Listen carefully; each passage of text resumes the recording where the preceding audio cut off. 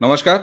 प्रारब्ध पर आप सभी का स्वागत है। मैं अवनीश। इसी के साथ आज हमारे एक बड़े और अच्छे पैनल का स्वागत करते हैं। बाबा रामदास जी, आपका बहुत-बहुत स्वागत है। व्यालोक पाठक जी, आपका भी बहुत-बहुत स्वागत और पुष्कर अवस्थी जी, आपका भी बहुत-बहुत स्वागत है प्रारब्ध के इस मंच पे।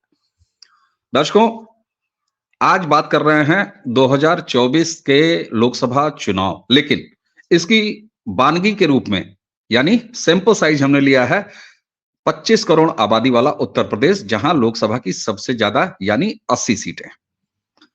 इंडी अलायंस अभी कितना बना है कितना नहीं बना है इस पर लगातार बात चल रही थी, और जब भी बात चल रही थी तो उत्तर प्रदेश में बहुजन समाज पार्टी हमेशा फ्रेम में रहती थी कि बहन मायावती जी की पार्टी उनका हाथी किसका साथी बनेगा, इंडी गठबंधन का बनेगा या अकेला चलेगा।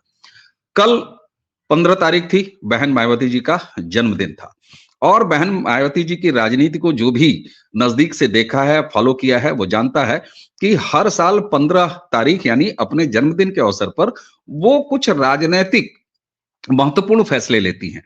और आखिरकार कल जब वो प्रेस के सामने आई तो उन्होंने वो फैसला सुना दिया, और उत्तर प्रदेश की 2024 की गणित अब किस मुहाने लगेगी इस बात को साफ कर दिया। यानी बहन मायावती जी ने ये कह दिया कि वो उनकी पार्टी लोकसभा 2024 का चुनाव अकेले लड़ेगी, उत्तर प्रदेश की सभी 80 सीटों पर वो किसी गठबंधन में नहीं जाने वाली। तो इस जमीन के साथ चलते हैं अपने पैनल के पास। बाबा जी, सबसे पहले आपसे, मायावती जी ने साफ कर दिया कि 80 में से 80 सीटें वो लड़ेंगी, वो किसी इंडी अलायंस बाकी किसी गठबंधन में नहीं जाने वाली। लेकिन उसके सामने भारतीय जनता पार्टी का ये बहुप्रचारित निर्णय है, एजेंडा है, टारगेट है कि उनको 2024 में उत्तर प्रदेश की 80 में से 80 सीटें लेनी है। अब बदली परिस्थितियों में इंडी अलायंस में अभी डिसाइड नहीं हुआ है कौन कौन है, दूसरी तरफ मायावती, तीसरी तरफ भारतीय जनता पार्टी। त्रिकोणीय मुकाबला उत्तर प्रदेश में डिसाइड हो चुका है, क्या कहेंगे आप? सर, मुझे तो त्रिकोणीय नहीं चतुष्कोणीय दिख रहा है। क्योंकि अगर मायावती जी की बात को मान लिया जाए कि वो किसी के साथ गठबंधन नहीं करेंगे, और इस किसी में यदि मैं कांग्रेस को भी जोड़ देता हूं कि न सपा के साथ न कांग्रेस के साथ, तो इसका मतलब वो अकेली लड़ेंगी। कांग्रेस का अखिलेश के साथ गठबंधन करने का कोई मूड नहीं है, क्योंकि कांग्रेस की जो महत्वाकांक्षा है और जितनी सीटें वो अखिलेश से मांग रहे हैं उतनी अखिलेश दे नहीं सकते। अखिलेश से तो एकदम वो था ना, जो घड़ियाल था, वो जब बंदर चला गया उससे मिलने, तो घड़ियाल बोला तुम अपना कलेजा हमको निकाल के दे दो। तो बंदर बोला अरे यार, पहले न बताना चाहिए था, कलेजवा तो हम छोड़ आए हैं पेड़ पे। तो सर, कांग्रेस अखिलेश से उनका कलेजा मांग रही है। कांग्रेस का सीधा सीधा कथन है कि नहीं, 2009 के चुनाव में जो मुस्लिम सीट हम जीते थे, जितनी, वो सब हमको चाहिए, प्लस उसके ऊपर 10 सीट मांग रही है। सर, अंदर की बात यह है। तो अब अखिलेश उनको अगर ये दे देते हैं तो अखिलेश के पास बचेगा क्या? अच्छा, अखिलेश, मैंने आप पिछले बार जब आप मेरे साथ बात कर रहे थे तो मैंने कहा था ना कि अखिलेश जी हैं दूध के जले हुए। मुस्लिम सीटें पिछली बार मायावती जी ने गट्टा चढ़ा के, गट्टा चढ़ाना समझते हैं? नहीं, गट्टा ऐसे नहीं, इसको खाली गट्टा उमेटना होता है, कहते हैं। गट्टा उमेठ जब एक हद से जब ज्यादा उमेटते हैं तो जिसका उमेठा जा रहा होता है ना, वो हाथ का ऐसा है, वो एंगल बन जाता है कि वो मुड़ जाता है पीठ पे, मतलब पीछे की तरफ मुड़ जाता है। एक गट्टा चढ़ाने पे होता है, तो वो जो मुड़ा हुआ गट्टा है वो पीठ पे चढ़ा दिया जाता है, उसको कहते हैं गट्टा चढ़ा देना। उमेठना से सुपरलेटिव डिग्री है चढ़ा देना। तो मायावती जी गट्टा इनका चढ़ा के, सर ये पहलवानी के सर, ये वोकाबुलरी है जो मैं आप लोगों को बीच बीच में बताता रहता हूं दर्शकों को। तो मायावती जी ने अखिलेश जी का गट्टा चढ़ा के जो है तमाम मुस्लिम बहुल सीट ले लिया था। अच्छा, गट्टा किसका चढ़ाता है? कोई तगड़ा आदमी अपना गट्टा चढ़ाने देगा? तो गट्टा हमेशा सर कमजोर का चढ़ाया जाता है। If you remember, Mulayam Singh ji क्या कहे थे जब 100 सीट पे 2 लड़कों का गठबंधन हुआ था? अवनीश जी जरा आंख में आंख डाल के बात करिए। जब 2 लड़कों का गठबंधन हुआ था तो मुलायम सिंह जी क्या कहे थे अपने बेटा को? क्या कर दिए हो, जो ने पार्टी का 10 सीट का औकात है तुम 100 सीट दे दिया है, बहुत गलत गठबंधन किया है। सर, अखिलेश की सबसे बड़ी कमजोरी मैं पिछले 3-4 चुनाव से देख रहा हूं कि ये आदमी एकदम गिर के गठबंधन करता है। मतलब वो शायद गॉडफादर का एक वो है कि कभी भी कमजोरी में, मतलब कमजोर धरातल पर बैठ के नेगोशिएट मत करो। अखिलेश जी की सबसे बड़ी समस्या है कि ये, अच्छा वो डॉन ने सनी को कहा था ना कि कभी भी दुश्मन को ये मत पता लगने दो कि तुम क्या सोच रहे हो।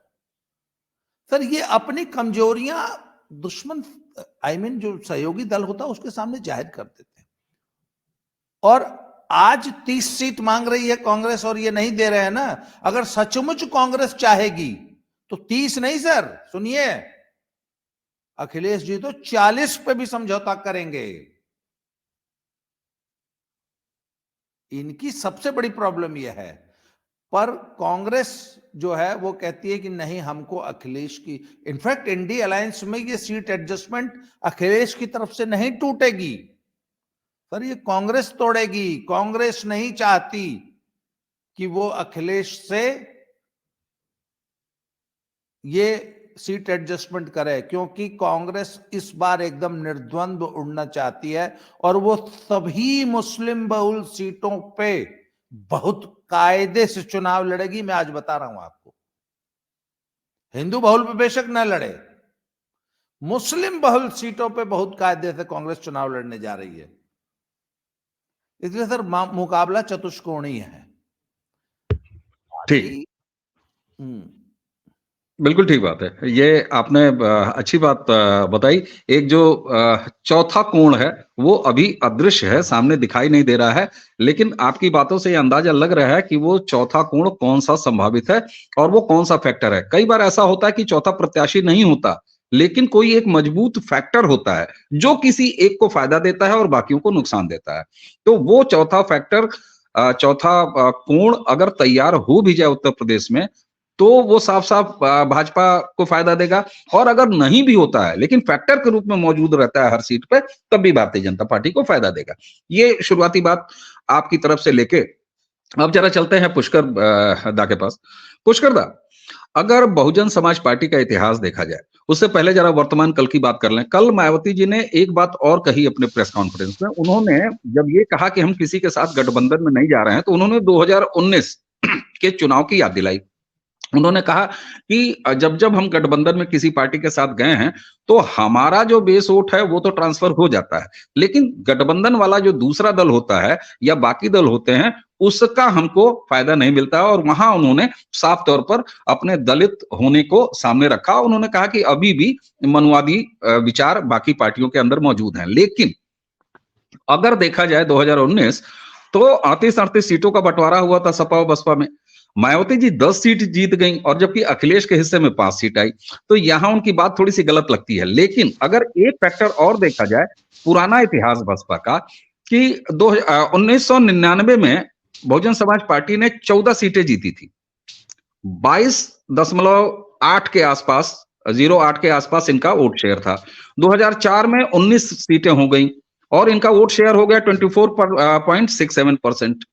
सबसे शानदार प्रदर्शन इन्होंने किया था 2009 में अकेले लड़ते हुए, जब 20 लोकसभा सीटें जीती थी बसपा उत्तर प्रदेश में और इनका वोट शेयर हो गया था 27.42। जबकि सपा के साथ रहते हुए 2019 में ये 19% के वोट शेयर पे आ गई थी। तो मायावती जी की ये बात कितनी सही है, जबकि वो 19 में फायदे में दिखी, और कितनी गलत है। अब 2024 में जब वो फिर एक बार 80 की 80 सीटों पर लड़ने जा रही हैं, तो तो क्या चुनावी गणित आप देख रहे हैं सीट वाइज पूरे उत्तर प्रदेश की 80 सीट?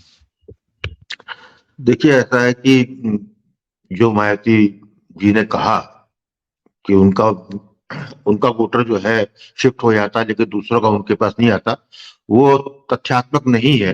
क्योंकि जो परिणाम आए थे 2019 में वो स्पष्ट बताता है कि बहन जी यहाँ पर राजनीतिक जलेबी बना रही हैं।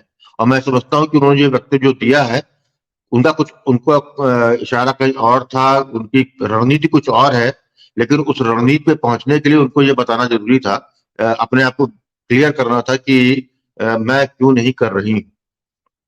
यदि आपने उनका पूरा सुना होगा, प्रेस कॉन्फ्रेंस में 20-25 मिनट का था, तो उसमें उन्होंने कांग्रेस को टारगेट नहीं किया। उन्होंने सिर्फ एक ही पार्टी को टारगेट किया है, एक व्यक्ति विशेष को किया है, वो है अखिलेश यादव, समाजवादी जनता पार्टी सपा।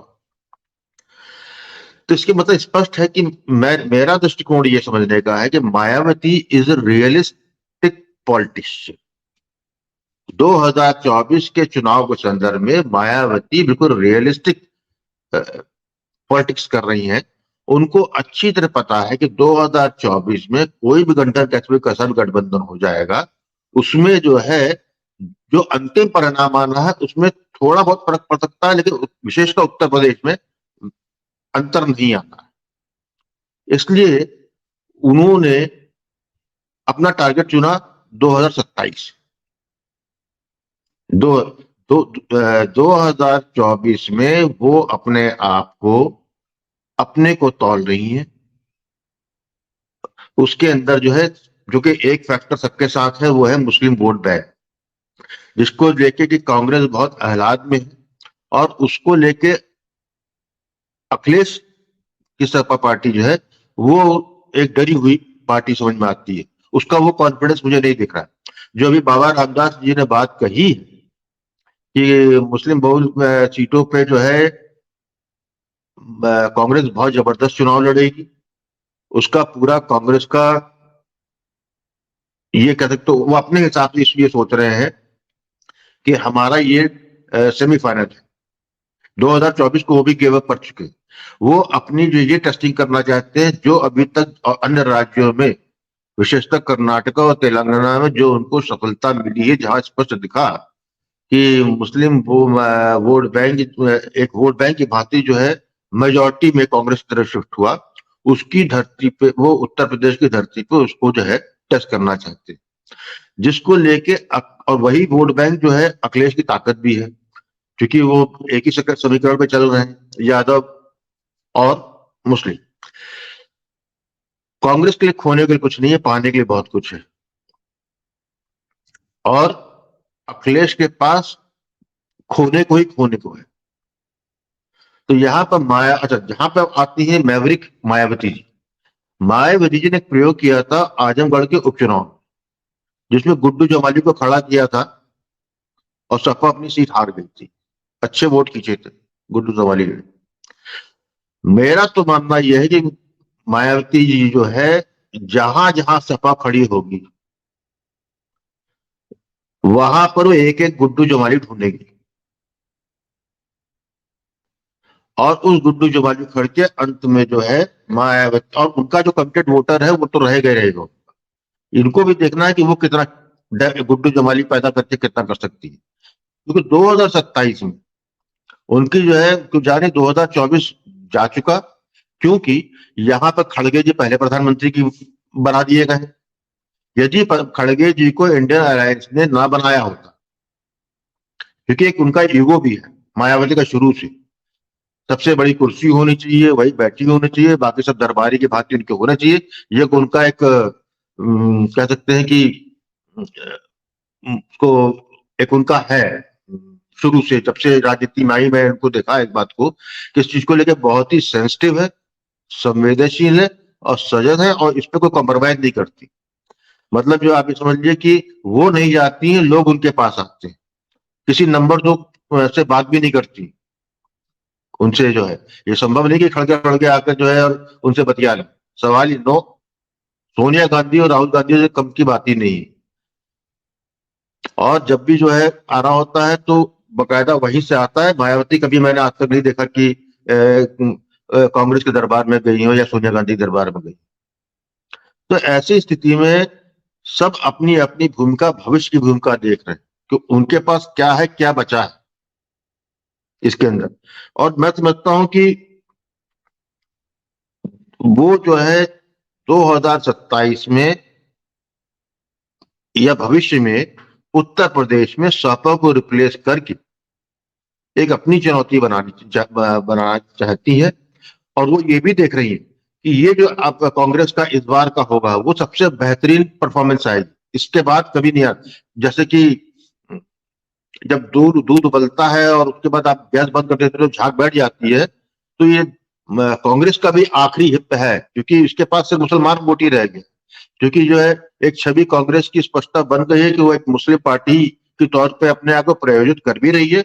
उस पर उनको जिस तरीके से राम लला के प्राण प्रतिष्ठा पे जो राजनीति जिस तरह उन्होंने की, जिस तरह वक्तव्य आए, जिस तरीके से अनसेंसिटिविटी दिखाते हुए जानबूझ के की, तो वो भी जो है देख रहे हैं।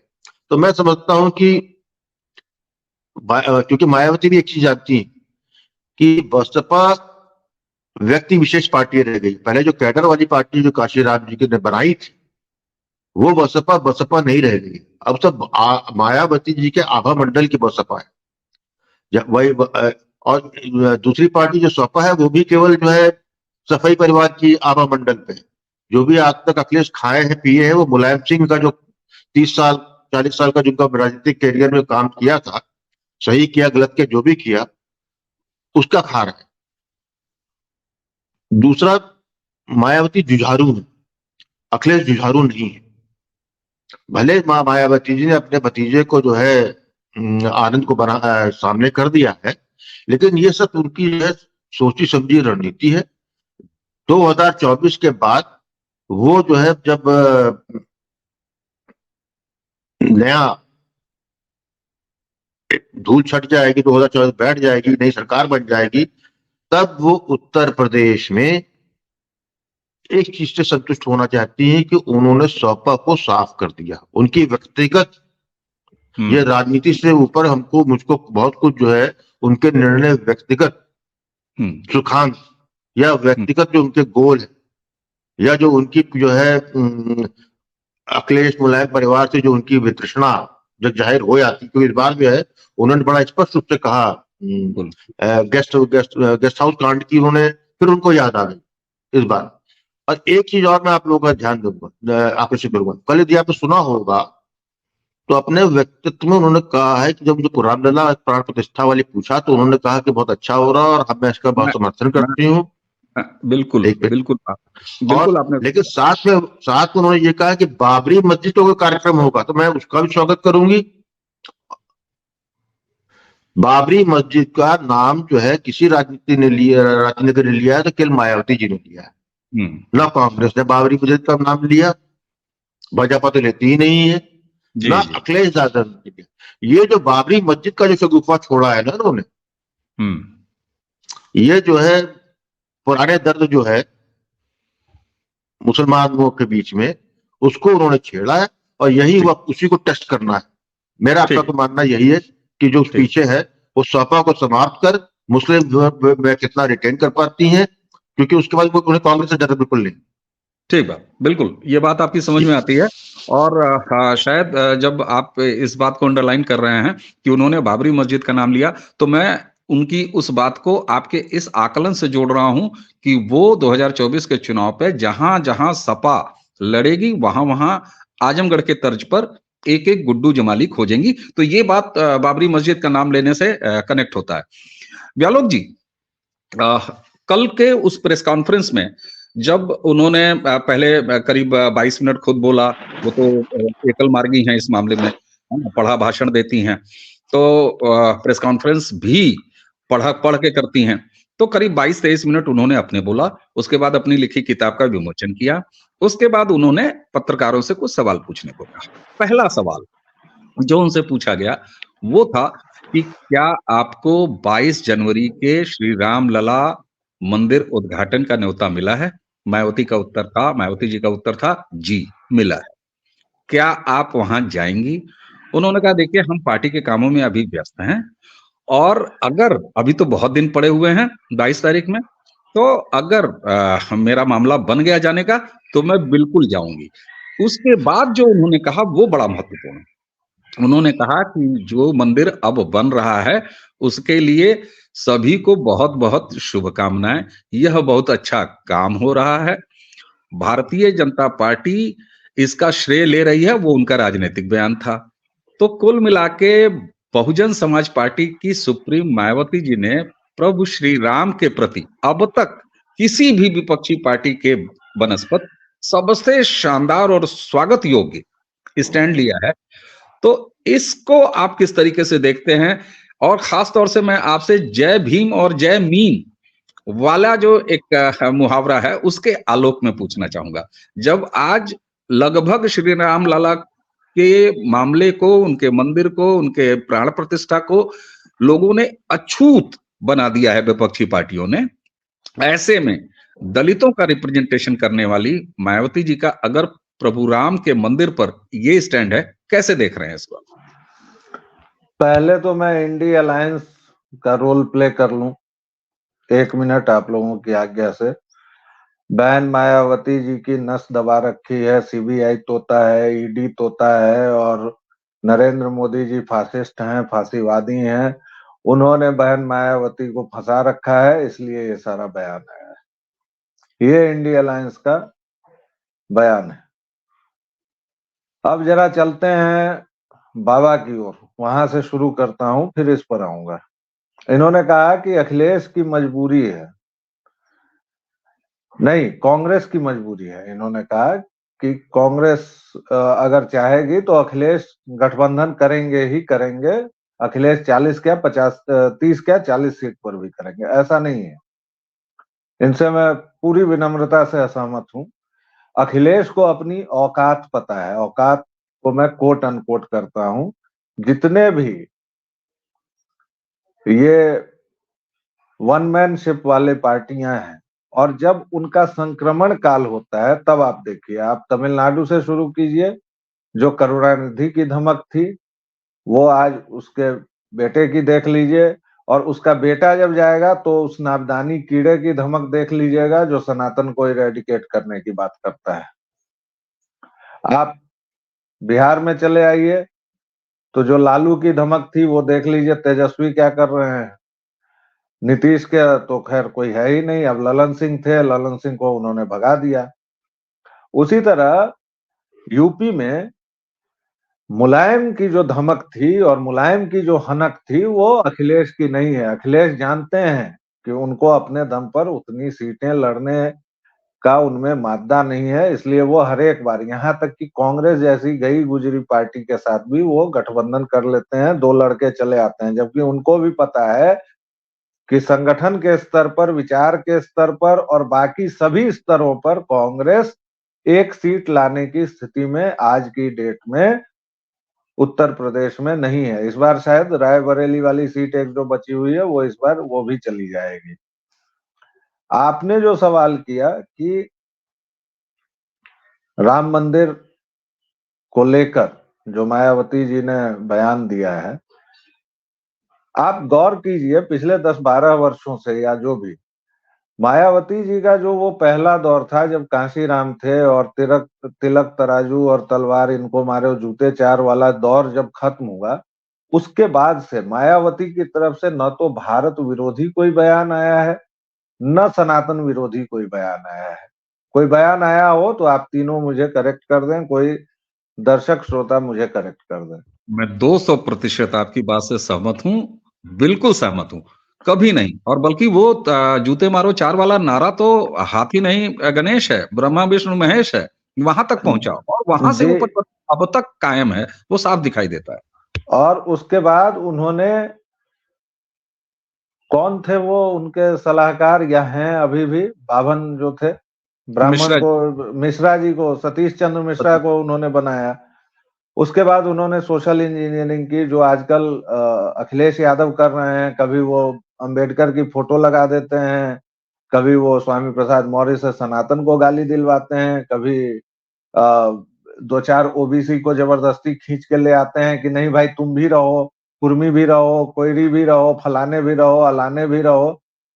ये सब मायावती ने किया है। मायावती की का संकट मुस्लिम वोट से ज्यादा चंद्रशेखर आजाद है, क्योंकि चंद्रशेखर आजाद मायावती आज जो 20 साल पहले थी आज से, या मान लीजिए 30 साल पहले जब वो अपने प्राइम पर थी, तब का चंद्रशेखर आज का, तब की मायावती आज का चंद्रशेखर है। यानी वह युवाओं के बीच लोकप्रिय है, भीम मीम वाला समीकरण वह चला रहा है, सोशल मीडिया में वो ठीक है। मैं 2 मिनट रुक जाइए। आज कहाँ चलना है? सोशल मीडिया में उनकी धमक है, सोशल मीडिया में वो चल रहे हैं। तो मायावती ये भी जानती हैं कि उनको अगला बेटन थमाना है। अगला बेटन उन्होंने थमा भी दिया है अपने भतीजा आनंद को, लेकिन भतीजा आनंद जो उनका है वह पता नहीं कहां कहां से विदेश से पढ़ के आया है। मायावती धूल में लोट कर बड़ी हुई। मायावती की पृष्ठभूमि याद कीजिए। मायावती जिस जाति के नाम पर टोलियां बनी हुई होती हैं आज भी, जिसका नाम अगर मैं ले लूं तो हो सकता है मुझ पर SC/ST एक्ट लग जाए, लेकिन वो आज भी हैं वहां। जैसे भवन टोली होती है, ठाकुर टोली होती है, वैसे ही बहुत सारी टोलियां होती हैं। उन टोलियों में, उन छोटे गड्ढे गहरों से बड़े भरे घरों में मायावती पैदा हुई हैं। आनंद तो सीधे कोट पैंट टाई डाट के और चले आए हैं। आनंद की तुलना अगर मैं कर पाता हूं तो बहुत से बहुत अंबेडकर से कर पाता हूं, जिनको इस देश की जमीनी हालत का कुछ भी पता नहीं था। उन्होंने जो कुछ भी किया वो सब अनुवाद के सहारे किया, और अनुवाद हमेशा ही अच्छा हो यह ठीक नहीं है। तो इसलिए अंबेडकर ने भी बहुत सारी गलतियां की हैं, तो आनंद उसको नहीं संभाल पाएंगे। इसलिए ये अंतिम बार बहन मायावती ने मोर्चा संभाला है, और बहन मायावती को पता है कि वो 80 सीटों पर लड़ने लायक उनके पास, भाई देखिए 40-50 तो उनके अपने आदमी हो जाते हैं, और यह कोई ये खुला रहस्य है कि उसके बाद वो नीलामी कर देती हैं। तो भाई अभी तो सबसे महंगी सीट, हॉट सीट भाजपा की होगी ना, तो बहुत सारे असंतुष्ट भी होंगे। वो असंतुष्ट होंगे, कुछ कांग्रेसी होंगे जो अजय राय के आने से अचानक उत्साहित हो गए हैं। जो अजय राय बनारस को नहीं बचा सके, जो अजय राय पता नहीं कितना वोट लाए थे, बनारस से लड़े थे तो मुझे तो याद भी नहीं है वो चौथे पांचवें किस स्थान पर रहे थे जी। उन अजय राय के आने से जिस दिन वो लखनऊ आए थे, आपको याद होगा आप सभी को, कि उस दिन उन लोगों ने पूरी गुंडई की थी। वो फोन पुलिस महकमे में ऐसे लगा रहे थे जैसे उनका राज चल रहा है, जैसे वो, खैर उनको संयत कर दिया गया, वो अलग मुद्दा है। लेकिन उनके आने से एक अजीब तरह का उत्साह। और अंतिम बात कि मैं 1.5 कट्ठे में फैले तथाकथित राष्ट्रीय मीडिया वाली गलतियां नहीं करना चाहूंगा, जो हम 4 लोग यहाँ बैठे हुए हैं उसमें ये नहीं, क्योंकि वो 1.5 कट्ठे वाली मीडिया जो है वो नोएडा में बैठे बैठे पूरे देश को आंक लेती है। तो मैं ये कतई नहीं कहूंगा कि फलनवा वोट चला गया, चिलनवा वोट चला गया, नहीं चला गया। एक चीज मैं जरूर कहूंगा कि बहन मायावती का जो कोर वोटर है, जो उनकी जाति का वोटर है, वो इधर से उधर टस से मस नहीं होता है। वो मायावती लड़ाए तो न लड़ाए तो वो मायावती के नाम पर ही वोट देता है, और इसीलिए उन्होंने कहा कि हमारा वोट तो ट्रांसफर हो जाता है, दूसरे का वोट हमारे पास नहीं आता है।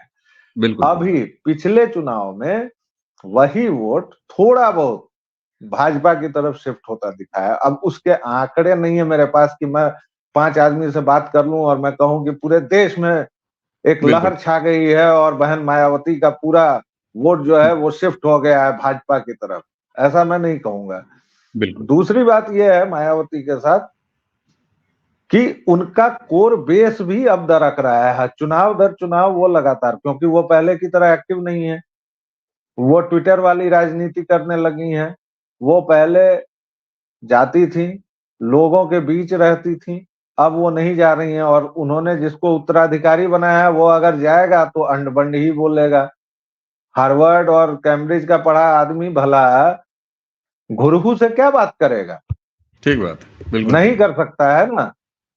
तो एक संभावना ये है कि मायावती लड़े, सपा को भरपूर नुकसान पहुंचाए, क्योंकि उनका वोट बैंक तथाकथित धर्मनिरपेक्षतावादियों और सामाजिक न्याय वालों को ही नुकसान पहुंचाएगा, तथाकथित। बिल्कुल ठीक बात। और चुनाव के बाद उनका भाजपा के साथ मेल मिलाप भी हो जाए, बस ठीक बात, इतनी सी बात है। बिल्कुल ठीक बात है। और आपने जो बात कही ना कि हम किसी 5 आदमी से बात करके ये कैसे पता बता सकते हैं कि मायावती का वोट कितना भारतीय जनता पार्टी को गया है। तो जो शुरुआत में मैंने 2009 से आंकड़े गिनाए थे, लगातार उनके वोट परसेंटेज में कमी हो रही है, तो एक अंदाजा लगाया जा सकता है। और 2014 के चुनाव में काफ़ी कमी हुई, जबकि उनको जो है सपा के साथ सॉरी 2014 में काफ़ी कम हुआ, 2019 में और सबसे ज़्यादा कम हुआ वोट शेयर अगर देखा जाए तो 2019 के इलेक्शन में मायावती का कमजोर हुआ। अच्छा, आपने जो एक बात कही कि सपा को सबसे ज्यादा नुकसान पहुंचाने की कीमत पर 2024 का चुनाव मायावती लड़ने जा रही हैं, वही बात जो पुष्कर दादा ने बहुत विस्तार से उसको सामने रखा। अब चलते चलते आप सभी से बारी बारी से एक एक छोटा छोटा कमेंट लूंगा। बाबा जी, आप कांग्रेस को लेके 2024 के चुनाव में लगातार अपनी बातचीत में उत्साहित दिखते हैं, जिसको असहमति दर्ज कराते हुए व्यालोक जी ने भी कहा। कांग्रेस के प्रति आपका इतना उत्साही भाव, उसका आधार क्या है? कोई फिगर, कोई आधार कि मुसलमान लहालोट है, बिल्कुल चपक जाएगा जाके पंजे को और उसको मोहम्मद का पंजा समझ के वोट देगा। मैं साफ तौर पर यह जानना चाहता हूं कि ये जो आजकल आपका राजनीतिक विश्लेषणों के दौर में कांग्रेस के साथ जो ये लव यू चल रहा है, इसका कोई आधार है या आपका अंतःमन ये बोल रहा है कि नहीं कांग्रेस इस बार बेहतर करेगी? और बेहतर करेगी तो उत्तर प्रदेश की 80 सीटों में कितना बेहतर कर ले जाएगी? कौन सी वो सीट है जो कांग्रेस, कौन कौन सी वो सीट है जो आप कांग्रेस को दे रहे हैं? मैंने ये बिल्कुल नहीं कहा है कि कांग्रेस सीटें जीत जाएगी। कांग्रेस सीटों की तो लड़ाई ही नहीं लड़ रही है। कांग्रेस पिछले चुनाव में लोग बताते थे कि मुंबई से गाड़ी चलती थी और पता नहीं कई ठो लोकसभा क्षेत्र से गुजरती हुई आती थी तो पहला सांसद आके पंजाब में मिलता था। आपको पता है ये पिछले चुनाव में एक आई थी, एक स्टडी आई थी कि वो जो मेन रूट वाला जो है मुंबई से चल के एक को सांसद नहीं था कांग्रेस का पूरे रास्ते में। तो सर कांग्रेस जानती है कि उसकी सीटें नहीं आ रही हैं। और एक बात और बता दूं आपको, 2014 से नीचे जा रही है इस बार कांग्रेस सीटों के मामले में। उसको मैं पूरा एकदम आंकड़ों के साथ बता सकता हूं कि किस किस राज्य से कांग्रेस की सीटें बहुत ज्यादा कम होने जा रही हैं, इसलिए 14 वाला आंकड़ा नहीं छू पाएंगे। और कांग्रेस तो जानती है सर, कांग्रेस इस बार सिर्फ वोट परसेंट के लिए चुनाव लड़ रही है। पहली बात, आपको ध्यान होगा कि 2019 के चुनाव में जब 38 सीटों पे सपा बसपा लड़े थे, रालोद साथ में थी, तो बहन जी को 19%, लगभग 18.5% सपा को और 6 कुछ परसेंट, हाँ 6.36% कांग्रेस को मिला था। वही कांग्रेस को मिला था और वही कांग्रेस 2 कुछ पे आ गई थी, 2.33 पे आ गई थी जब 2022 में विधानसभा लड़ी है। सर कांग्रेस अच्छी तरह जानती है कि सीटें नहीं मिलनी है, पर कांग्रेस एक बात और जानती है कि उसकी जमीन छीनी है इन रीजनल पार्टीज ने। जब तक वो रीजनल पार्टीज को खत्म नहीं कर लेगी, क्योंकि खुद तो वो खत्म हो चुकी है, उसके सामने सिर्फ एक ही टारगेट है कि जब तक ये रीजनल पार्टीज खत्म नहीं होंगी तब तक उसका रिवाइवल शुरू नहीं होगा। इसलिए इस बार वो भाजपा के खिलाफ चुनाव नहीं लड़ रही है कांग्रेस। और सर, कृष्ण जी ने कहा था ना कि ये जिंदगी का आखिरी युद्ध लड़ रहा है दुर्योधन, इसलिए बहुत खतरनाक युद्ध होगा।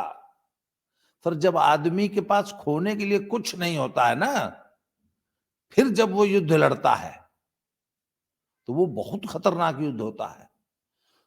तो एक चीज जान लीजिए कि कांग्रेस इस बार सपा बसपा को नहीं, सर, कांग्रेस इस बार सपा को नेस्तनाबूद करने के लिए चुनाव लड़ेगी।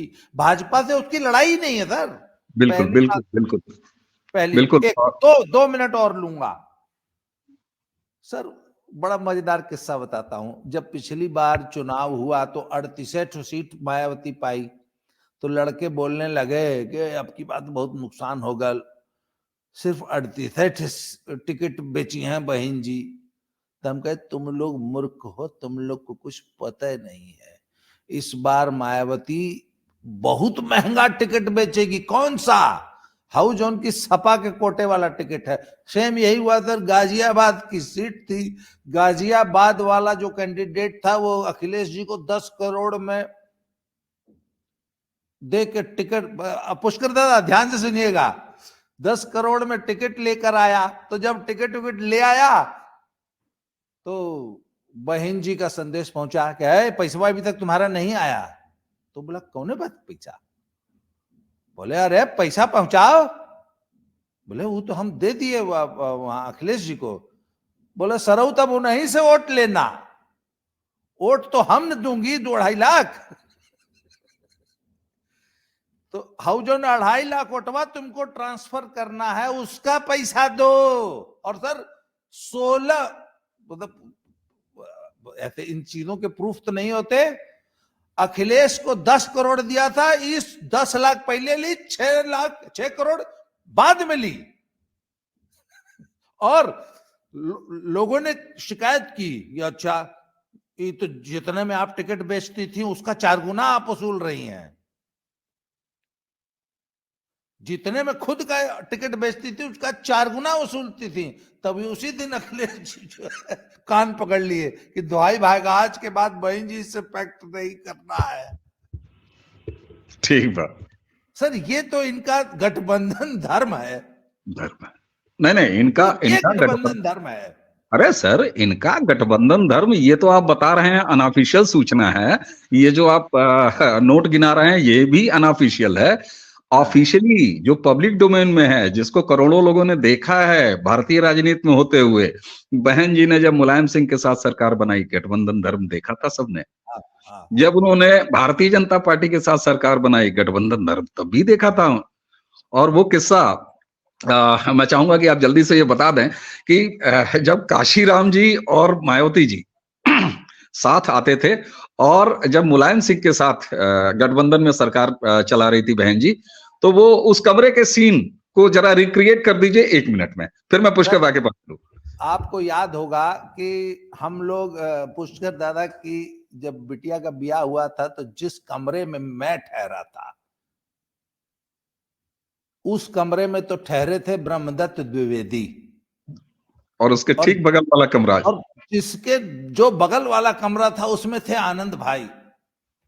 उसी कमरे में ठहरी थी बहन जी। तो वहीं पे लखनऊ के ही, मैं उनका नाम नहीं लूंगा, वो उस पूरी घटना के प्रत्यक्षदर्शी थे कि कौन कौन था कपड़ा नोचने में। और सर सिर्फ उस दिन कपड़ा नोचवल नहीं थी सर, जान से मुआ देते सब। वो तो ब्रह्मदत्त द्विवेदिया जो था, उस समय आज की गोरखपुर देहात की विधानसभा सीट कही जाने वाली स्वर्गीय ओम प्रकाश पासवान बाकायदे औपचारिक रूप से पुलिस की कार्रवाई में दर्ज है कि उन्होंने एलपीजी सिलेंडर खोल लिया था, उसका वॉल्व खोल दिया था, और बाकायदे जो उसमें आपने देखा होगा, आप तो रुके थे, एक छोटा सा किचन जैसा एक कमरा भी, उसके खिड़की से बाकायदे उसमें एलपीजी भरी जा रही थी। अब माचिस लगाने की देर थी, भला हो स्वर्गीय ब्रह्मदत्त द्विवेदी का। और उसके साथ एक लालजी टंडन भी थे। दादा अगर मुझे करेक्ट करें जी दा। वो आदमी अपनी जान पे खेल गया सर, और सैकड़ों लोगों की भीड़ के सामने इस तरीके से अड़ जाना, तो सर वो जो गुस्सा था ना, वो इसलिए था कि जब समर्थन से सरकार चल रही थी तो कांशी राम जी और मायावती हर 15 दिन पे ये सब दिल्ली से लखनऊ आते थे। तो जिस कमरे में मीटिंग होती थी उसमें सिर्फ 2 ठो कुर्सी नहीं, वो गोल वाला मुड्ढा होता था, खाली 2 मुड्ढा होता था जिसपे ये दोनों बैठे होते थे। मुलायम सिंह जी मुख्यमंत्री होते हुए आते थे, खड़ा रहते थे, और ये दोनों मिलकर उनकी क्लास लेती थी और ऐसे डांटती थी जैसे क्लास टीचर लड़कों को डांटती है, और बदतमीजी से बात करते थे खड़ा रख के, और उसके बाद सूटकेस लेते थे और अगली हर 15 दिन पे आते थे, और 15 दिन बाद आएंगे तो इतना तैयार रखना। तो एक दिन ये करते करते, और हर फोर्टनाइटली प्रोग्राम होता था, तो एक दिन मुलायम सिंह ने हाथ जोड़ दिया। सर वो जो समर्थन वापस लिया गया था ऐसे नहीं लिया गया था, मुलायम सिंह जी ने हाथ जोड़ दिया कि हमारे बत का नहीं है, हम तो नहीं हो पाएगा। सर वो गुस्सा निकला था उस दिन गेस्ट हाउस में, नहीं तो राजनीति के लोग इतने मूर्ख नहीं होते सर, इतने। बिल्कुल ठीक बात, बिल्कुल ठीक बात। पुष्कर दा, अच्छा दर्शकों, आपने अंदाजा लगाया होगा कि ये जो हमारे 3 गेस्ट स्पीकर बैठे हुए हैं, एक बात पर इस पूरी विवेचना में सारे के सारे सहमत हूं, और उसमें मेरी भी सहमति है कि 2024 का लोकसभा चुनाव बहन मायावती न भाजपा से लड़ेंगी न कांग्रेस से लड़ेंगी। वो एक ही नारा है कि समाजवादी पार्टी को एक एक सीट पर जितना ज्यादा नुकसान पहुंचाया जा सके, उनकी हार सुनिश्चित किया, यानी सपा के खिलाफ लड़ रही हैं। इस पर ये एक मतलब ये दिव्य होता है कि किसी 4 लोगों की बात बैठक में और विमर्श में एक चीज आ रही है, और जब इतने लोगों से आ रही है तो इसका मतलब है कि दर्शक भी अंदाजा लगाएं ये बात कितनी सही है, ये आकलन कितना सही है। पुष्कर दा, अंतिम टिप्पणी। भारतीय जनता पार्टी का जो टारगेट है उत्तर प्रदेश में 80 में 80, अब उसको कितने नंबर दे रहे हैं आप 10 में से? मैं तो जब ये सब कुछ नहीं हुआ था तो मैं नवंबर से ही कह रहा हूं कि मैं 80 पे 80 मानता हूं, और 80-80 आई, क्योंकि यदि अलायंस हो भी जाता तब भी नहीं फर्क पड़ता था। ये केवल एक ख्याली पुलाव है लोगों के दिमाग में, तो फर्क पड़ता। हाँ, यदि वो होता तो कुछ कुछ जगहों पे जहां पर विशिष्ट लोग लड़ते वहां बहुत टफ फाइट होती, लेकिन वहां भी निकाल लेते ये लोग क्लास में। लेकिन आज की स्थिति तो ये है कि इसमें जो है वो केवल कांग्रेस लड़ रही है कि 2% से दहाई पहुंच जाए। ये दहाई, इसको मालूम है जो दहाई जो पहुंचेगी वो मुस्लिम वोट आएगा। मुस्लिम वोट का उसको इसलिए है उसको। सर मेरा आंकड़ा था कि दहाई नहीं, मेरा था कि 14% के आसपास किसी तरह पहुंचने की कोशिश करेगी कांग्रेस। मेरा मतलब था कि 10 के ऊपर उनका है, क्योंकि देखिए ऐसा है कि उत्तर प्रदेश में मुस्लिम अच्छा खासा वोट बैंक है। कर्नाटका और तेलंगाना में जो सफलता मिली है उसका कारण यह है कि कर्नाटका में केवल भाजपा कांग्रेस वहां सशक्त थी पहले से। तेलंगाना में जो है पिछले 6 महीने से भारतीय जनता पार्टी ने ऑलमोस्ट, जब उनको लगा कि बहुत ज्यादा नहीं कर पाएंगे, तो वहां की पब्लिक के लिए जो ऑल्टरनेटिव था वो बीजेपी नहीं थी, कांग्रेस थी। तो वहां मुस्लिम वोट शिफ्ट पूरा गया और वो वहां से जीते। कांग्रेस का डिलेमा उत्तर प्रदेश में सिर्फ इतना है कि उसका कोर वोटर, कांग्रेसी वोटर जो था वही गया हर तरीके से। तो 2% जो उसको वोट मिला था पिछली बार, वो उसका कमिटेड वोटर है, कि वो जो राम राम सत्य सत्य सत्य है वाले नारा भी लग रहा होगा तब भी सोच रहा है वो हाथ पे ही जाएगा, एक होता है, उसको बढ़ाना है। क्योंकि वो बढ़ेगा तो उनको भविष्य में कल उसमें उनको आशा दिखेगी। और ये जो, अच्छा ये क्या है, ये रिक्लेमिंग प्रोसेस है जो इन्होंने खोया है। इन्होंने यही है ना, मुलायम ने, सपा ने इसको ले लिया, जब मायावती सशक्त हुई तो उन्होंने अब तरफ खींचा। आज की तारीख में जो सशक्त है वो भाजपा है, उसको जरूरत नहीं। जितना हम लोग वहां पर कहते रहे उसका मतलब नहीं है। ठीक। दूरी तो नहीं हो गई है। जहां तक एक चीज और बताइए आपको, यहाँ पे थोड़ा 1 मिनट लूंगा आपका। बसपा ने जो अपना आपने बताया कि 10 साल में कभी वो राष्ट्र के विरुद्ध नहीं गई, कोई ऐसा बयान सामने नहीं आता, सनातन विरोधी भी कुछ नहीं आया। इसीलिए मैंने कहा कि मायावती रियलिस्टिक पॉलिटिशियन। बसपा को अच्छी तरह मालूम है कि जो उनका परसेंटेज कम हुआ है, वो परसेंटेज जो है खिसका है, जो थोड़ा बहुत जो खिसका, वो भाजपा धीरे धीरे ले रही है उनके कोर उसमें। ठीक है, अब उसको क्या है, ये देख रही है कि भाजपा कांग्रेस नहीं है, ना ही सपा है। भाजपा 20, 30, 40 साल वाली है। ठीक है, भाजपा राम मंदिर में केवल रामलला की प्राण प्रतिष्ठा नहीं है, वहां अन्य मंदिर भी, वहां पे वो मंदिर है जो कहीं नहीं, वाल्मीकि मंदिर सामने, वाल्मीकि मंदिर है, शबरी मंदिर नहीं है, जटायु मंदिर, जटायु मंदिर है। हाँ, तो ये तीनों प्रतीक जो है, और उनके साथ जो प्राण प्रतिष्ठा के समय केवल सनातनी नहीं, साथ में वनवासी, आदिवासी, ये जो पूरा जो है आपका नीचे वाल्मीकि, और ये आपके पंजाब से नामधारी जो लोग हैं, ये सब उसमें शामिल। तो बाकी लोग बेवकूफ है, लेकिन मायावती बेवकूफ नहीं है, क्योंकि वो भी जान रहे हैं कि सनातन पूर्ण इसी से होता है, और जो मान मर्यादा प्रतिष्ठा या सशक्तिकरण जो इस दौर में हो रहा है, वो कभी नहीं हुआ है।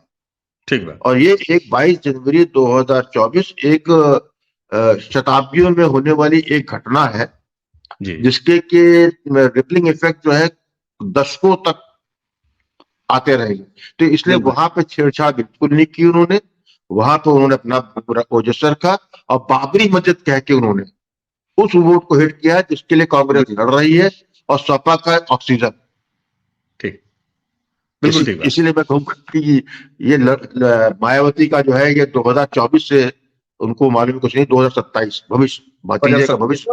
हाँ, 2027 का उत्तर प्रदेश का विधानसभा चुनाव, जिसमें वो अपने भतीजों को प्रॉपर लॉन्च करेंगी। हालांकि अपने उसी प्रेस कॉन्फ्रेंस में उन्होंने ये बात भी साफ की कि बहुत से लोग ये अफवाह उड़ा रहे हैं, मीडिया ये बता रही है कि मायावती जी अब राजनीतिक रूप से सक्रिय नहीं रहेंगी, लेकिन उन्होंने कहा कि ये सब अफवाहें हैं, और जल्दी ही हम फील्ड में उतरेंगे और हम पूरी तरीके से सक्रिय रहेंगे। और जो उनका डायलॉग था, जो उनका जुमला था, जो उनकी लाइन थी कि मेरे अंतिम सांस तक मैं बहुजन समाज पार्टी की सेवा फील्ड में उतर के, मैदान में उतर के करती रहूंगी। व्यालोक भाई, आपकी अंतिम टिप्पणी के साथ ये चर्चा को विराम देना चाहेंगे। तो अंतिम जो बात मैं आपसे जानना चाहूंगा, सब इस बात को कह रहे हैं कि रीजनल पार्टीज के लिए सबसे बड़ा खतरा आज के दौर में, चाहे विधानसभा चुनाव में, चाहे लोकसभा चुनाव में, कांग्रेस है।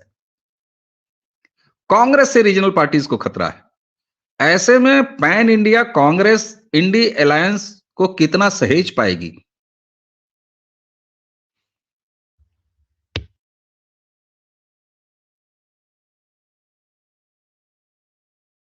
आप म्यूट हैं। सॉरी।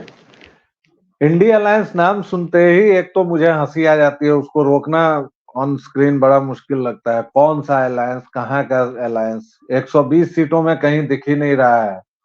यूपी बिहार में आप हैं नहीं, मध्य प्रदेश राजस्थान वगैरह में है नहीं, तमिलनाडु में आपको स्टालिन देगा नहीं, कर्नाटक में भाजपा फिर से, क्योंकि वहां के वोटर्स को 2 महीने में कांग्रेस ने समझा दिया है कि उन्होंने कितनी बड़ी भूल कर दी है। हिमाचल में भी वही हो रहा है, पंजाब में कुछ वैसा है नहीं। तो इंडिया अलायंस कहाँ है मुझे नहीं समझ में आता, सिवाय इनकी 5 सितारा बैठकों के। रीजनल पार्टीज को खतरा है, क्यों है? आप देखिए कि टूट जो हुई 1970 के दशक से, सबसे पहले इंदिरा गांधी ने तोड़ी कांग्रेस। भाई 47 तक तो सब कांग्रेस ही था ना, और 70 तक शरद जोशी ने व्यंग लिखा कि हमारे डीएनए में कांग्रेस है, हम सब इतने चोर लंपट गिरहकट हैं कि कांग्रेस हमारे इसमें है, डीएनए में है। उनका पूरा व्यंग जो था। कांग्रेस टूटी तो कांग्रेस आई। कांग्रेस आई का मतलब कांग्रेस इंडिया थोड़े ना था, कांग्रेस इंदिरा था और कांग्रेस सिंडिकेट बना।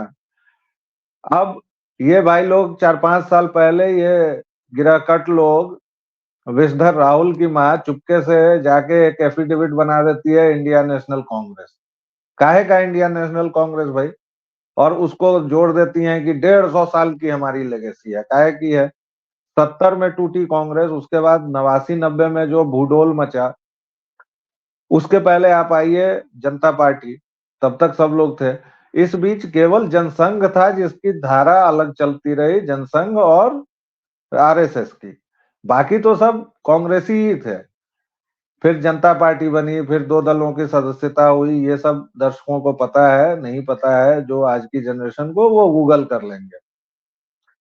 89-90 में जो बवंडर मचा और जिस वजह से पिछले 30 वर्षों से तथाकथित सवर्ण जातियां यूपी और बिहार से गायब हुई, वो वोट किसका था? कांग्रेस का ही था ना। लालू प्रसाद ने उन्हीं का वोट लिया भाई। नीतीश कुमार ने उनका वोट लिया, रामविलास पासवान ने उनका वोट लिया। उधर साइकिल वाले जो मुलायम मौलाना थे, उन्होंने कांग्रेस का वोट लिया। उसके बाद अभी बहन जी ने उनका वोट लिया। तो खतरा तो रीजनल पार्टीज को ही है, भाजपा को कहाँ खतरा है भाई? भाजपा के सदस्य बनिए। नहीं, मैंने भाजपा को कोई खतरा ऐसा पूछा भी नहीं। मैंने नहीं तो यही नहीं, मैं पार्टी बता को रहा हूँ, मैं वही बोल रहा हूँ कि भाजपा के सदस्य बनिए। जब ये नारा लिखा जाता था दीवारों पर तो कहा जाता था कि भाजपा के सदस्य केवल बनिए हैं, उसको कास्ट पे जोड़ दिया जाता था। बनिए और बावनों की पार्टी कहा जाता था। वहां से आज आप देखिए कि बस्तर तक में भाजपा सारी सीटें जीत गई हैं। ठीक तो बात। रीजनल पार्टीज को खतरा है, बहुत बड़ा खतरा है। और मुसलमानों को ये बात समझ में आ रही है कि उन्होंने कांग्रेस का साथ छोड़कर गलती की है, क्योंकि वो फ्रैगमेंटेड वोटिंग हो जा रही है। जैसे बिहार में या यूपी में या तमिलनाडु में या तेलंगाना में या कर्नाटक में अगर कोई एक पार्टी भले ही 1% मौजूद है तो वो कांग्रेस ही है, इसलिए मुसलमान उनकी ओर जाना चाह रहे हैं। और कांग्रेस को ये बात समझ में आ रही है और ये बात तथाकथित क्षेत्रीय दलों को, जो परिवारवादी दल हैं, उनको भी समझ में आ रही है। इसलिए लड़ाई तो उन्हीं के बीच होगी और उन्हीं के बीच हो रही है। भाजपा इस भयंकर ठंड में कौड़ा तापने का मजा ले रही है और वो यही मजा लेगी पूरे चुनाव भर। बिल्कुल ठीक बात है। और चुनाव भर मजा लेगी और जब परिणाम आएंगे उसके बाद मजा ही मजा लेगी, ये बात भी दिखाई पड़ रही है। तो कुल मिला के दर्शकों, आज की इस चर्चा में 2-3 महत्वपूर्ण बातें सामने आई कि उत्तर प्रदेश की जहां तक बात की जाए तो मायावती जी पूरी तरीके से सपा के खत्म करने के लिए, सपा को की पहचान मिटाने के लिए चुनाव लड़ रही हैं। बाकी उनकी तैयारी 2027 के उत्तर प्रदेश विधानसभा चुनाव के लिए है। तो ये की स्थिति ये हुई। दूसरी एक जो महत्वपूर्ण बात निकल के आई कि कांग्रेस से बाकी रीजनल पार्टियों को खतरा इसीलिए है कि सारी रीजनल पार्टीज पूरे भारत में जहां भी हैं, उनके पास आज जो वोट बैंक है वो कभी कांग्रेस का हुआ करता था। और जैसा कि हमारे पैनल में 2 लोगों ने कहा, बाबा जी ने भी कहा, पुष्कर जी ने भी कहा कि अब कांग्रेस उसको रिक्लेम करने की स्थिति में आ रही है। वो भी 2024 का चुनाव सरकार बनाने और जीतने के लिए नहीं लड़ रही है। तो ये 2-3 महत्वपूर्ण मुद्दे थे जो आज की इस चर्चा में साफ हुए।